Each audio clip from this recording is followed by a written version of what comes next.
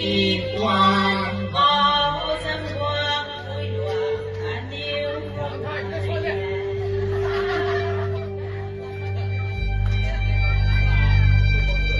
เขาแต่กระเพงเขาถึงมันไม่ไหวในกระทุกเราตัว